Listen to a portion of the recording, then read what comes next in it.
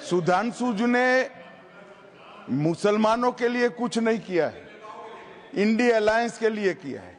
अब मैं एक एक कर कर बता देता हूं। अरे सुनो ना भाई, आप सुनो तो। अरे दिग्विजय सिंह सुनिए, मैं खड़ा हूं ना अपने पैर पर।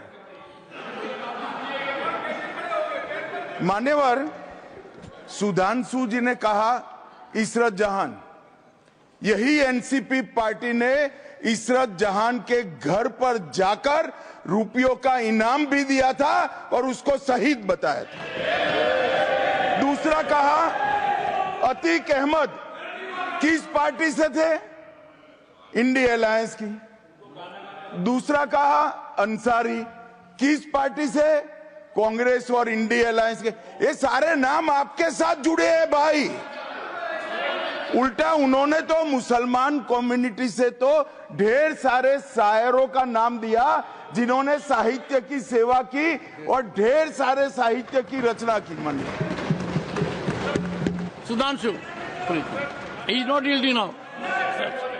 सबसे पहले मैं तमिलनाडु का जवाब देना चाहता हूं। यस सभापति महोदय, तमिलनाडु से ही डॉक्टर एपीजे अब्दुल कलाम थे और मैं सारे सदन से कहना चाहूंगा डॉक्टर कलाम का नमाजे जनाजा और याकूब मेनन का नमाजे जनाजा एक ही दिन हुआ।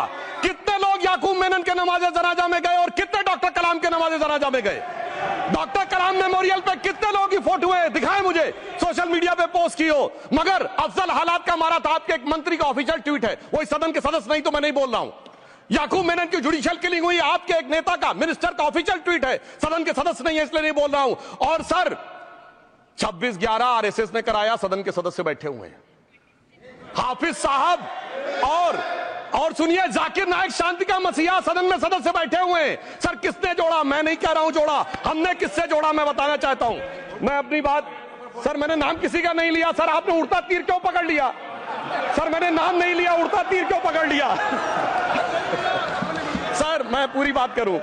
सर मैं कहना चाहता हूं हमारी सोच मुस्लिमों के बारे में और इनकी सोच में क्या अंतर है। देखिए जिन लोगों ने मुस्लिम हिस्ट्री नहीं पढ़ी उन्हें मैं बताना चाहता हूं। एक दो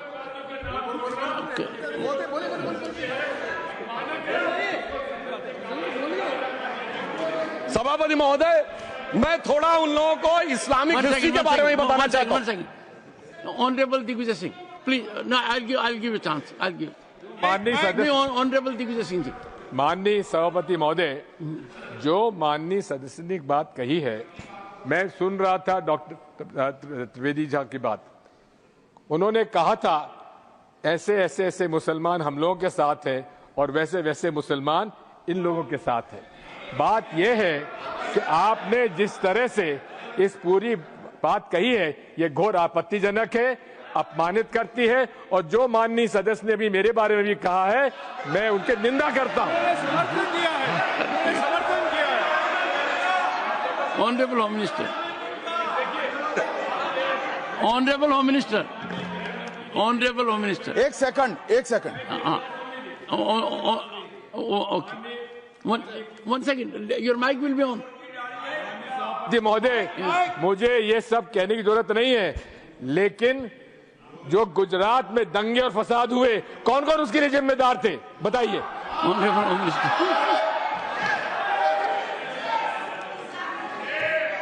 मान्यवर, मैं ध्यान से बारीकी से पूरे संवाद को सुन रहा हूं। माननीय सदस्य सुधांशु जी ने दिग्विजय सिंह का नाम नहीं दिया। अब वो खड़े होकर कहे मेरे बारे में कहा, इससे साबित हो गए। और अभी भी मौका है। आपने नहीं कहा है कि 26/11 के हमले में आरएसएस का हाथ था, तो अभी खड़े होकर माइक चालू कराकर बुलवा दीजिए। माननीय,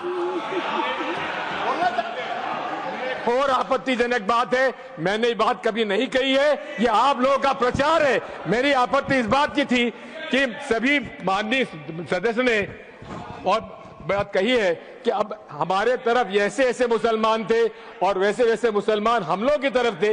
ये पूरे समाज के साथ, पूरे अल्पसंख्यक समाज के साथ अपमानजनक बात है। और माननीय सभापति महोदय, आप बताइए, माननीय गृह मंत्री जी, आप वहां पर थे, गृह मंत्री थे, जब दंगे हुए थे तो आप लोगों का क्या रोल था, ये जन जाहिर करें, जन जाहिर। Honourable home minister.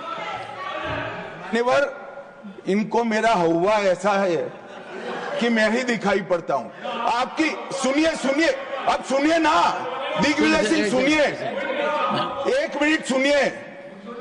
दंगे शांत होने के बाद 18 महीने के बाद मैं गृह मंत्री बना, दंगा हुआ तब मैं गृह मंत्री नहीं था। सुधांशु त्रिवेदी। संदर्भ में किसी का नाम नहीं लिया। अजीज बर्नी की किताब थी 2611 एंड आरएसएस कॉन्स्पिरेसी, कोई जाके चेक कर ले उसमें कौन कौन कहां कहां था। अब मैं मुसलमानों के बारे में कहना चाहता हूं, मुस्लिम समाज के लिए। बहुत से लोग ऐसे हैं जिनको मुस्लिम समाज की हिस्ट्री नहीं पता है।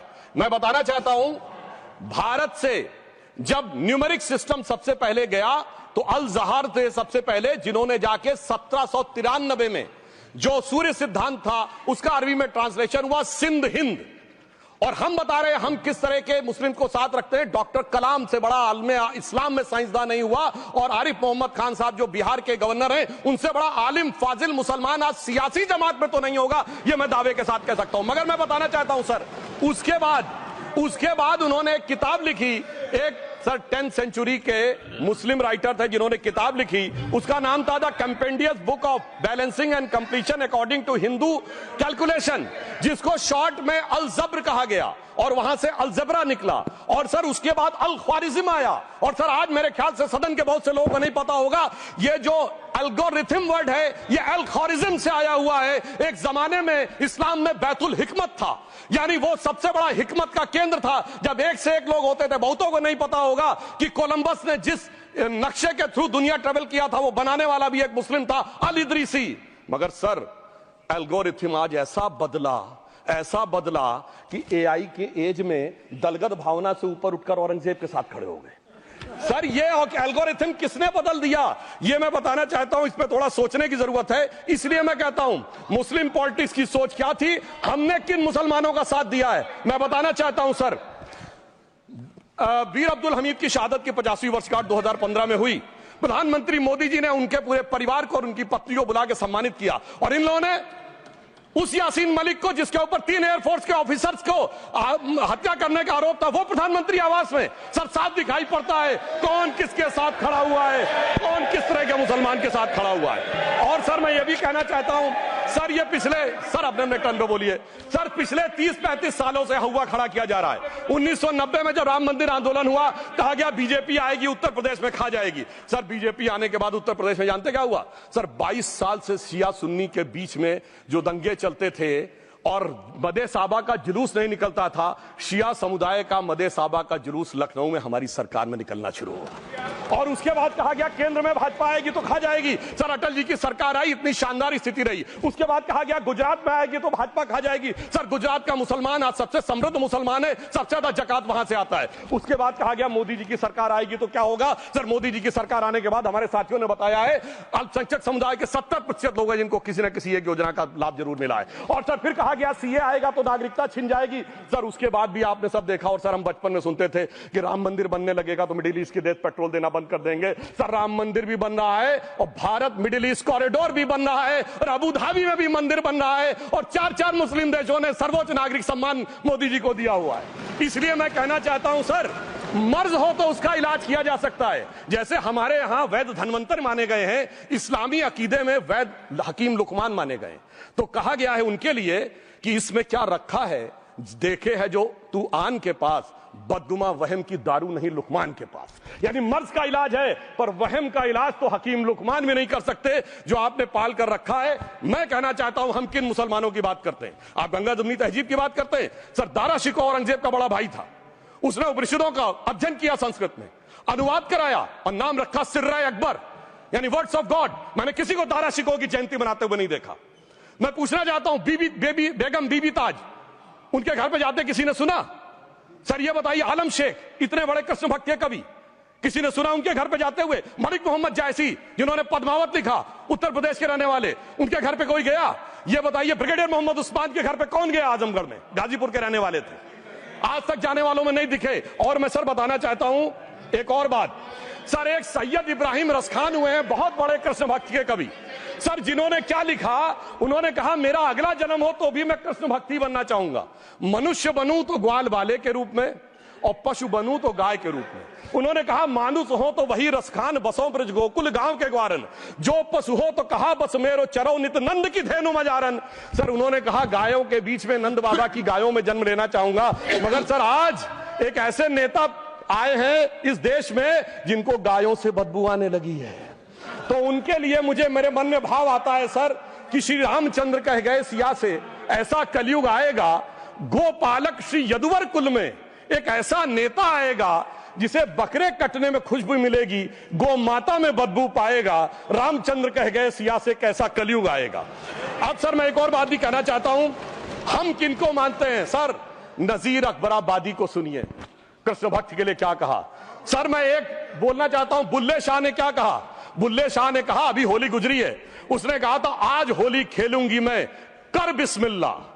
उन्होंने आगे कहा अलस्तु भी रबिकुम प्रीतम बोले, सब सखियों ने घूंघट खोले, नाम नबी की रतन चढ़ी, सुनिएगा, नाम नबी की रतन चढ़ी और बूंद पड़ी अल्लाह अल्लाह, आज होली खेलूंगी मैं, कर बिस्मिल्लाह। तो मैं भी कहता हूं अब बिस्मिल्लाह करिए और उसके बाद हमारे इस सहयोग करिए, इस सकारात्मक उसका, वरना अल्हम्दुलिल्लाह जो हम मुसलमानों के लिए और देश के लिए करना चाहते हैं उसमें हमें सफलता जरूर मिलेगी। अंत में मैं सिर्फ यह कहना चाहता हूं सर, तमाम प्रकार की बातें यहां पर हुई, सकारात्मक और नकारात्मक, मगर अफसोस की बात यह है कि 1913 के वक्फ वाल औलाद से लेके 2013 के वक्फ वाल औलाद तक इनकी फितरत नहीं बढ़ती, क्योंकि सर ये तो पार्टियां ही अल औलाद हैं, तो इनको तो उससे बहुत ज्यादा वो होगी। पर मैं सिर्फ अंत में कहना चाहता हूं सर, अपनी सोच बदलिए। आप जिस कश्ती पे सवार होकर इस दरिया को पार करने की कोशिश कर रहे हैं, पिछले 75 साल में नहीं कर पा रहे हैं, 10-12 साल में बहुत हिचकोले खा रहे हैं, तो कश्ती और रास्ता बदलिए। तो इनके लिए अंत में एक पंक्ति कहते हुए बात समाप्त करना चाहूंगा कि इन्होंने कश्ती भी नहीं बदली, दरिया भी नहीं बदला, पर इन डूबने वालों का जज्बा भी नहीं बदला, पर है शौक के सफर ऐसा, एक उम्र हुई हमने मंजिल भी नहीं पाई, रास्ता भी नहीं बदला। अब अगर नई मंजिल पानी है, नई मंजिल की नई सुबह देखनी है, तो मैं कहना चाहता हूं आइए सबको साथ लेकर चलिए। और एक ऐसा वक्त आया है जब मैं जो हमारे किरण रिजिजू जी ने कहा था कि मैंने शम्मा जलाई है हवाओं के खिलाफ, तो मैं प्रधानमंत्री मोदी जी की तरफ से कहता हूं कि हमें इल्जाम मत दीजिए, बहुत अफसोस होता है, हमें इल्जाम मत दीजिए, बहुत अफसोस होता है। बड़ी तरकीब से कश्ती यहां तक लेके आए हैं और बदल देते हैं हम दरिया की लहरें अपनी हिम्मत से, आंधियों में भी अक्सर चिराग हमने जलाए हैं। धन्यवाद।